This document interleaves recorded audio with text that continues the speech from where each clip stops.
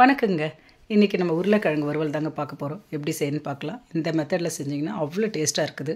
வாங்க, முதல் ஒரு இரும்பு சட்டியில் 2 டேபிள் ஸ்பூன் ஆயில் ஊற்றிட்டு கடுகு, உளுத்தம்பருப்பு தேவையான அளவு போட்டுக்கலாம்.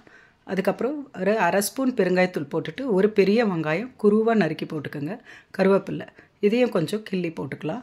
இது நல்லா வதங்கின உடனே நம்ம கொஞ்சம் தக்காளி, அதாவது ஒரு பெரிய தக்காளியை போட்டுக்கோங்க. 1 டேபிள் ஸ்பூன் இஞ்சி பூண்டு பேஸ்ட்டு, அதுக்கப்புறம் 2 பச்சை மிளகா கிள்ளி போட்டுக்கலாம்.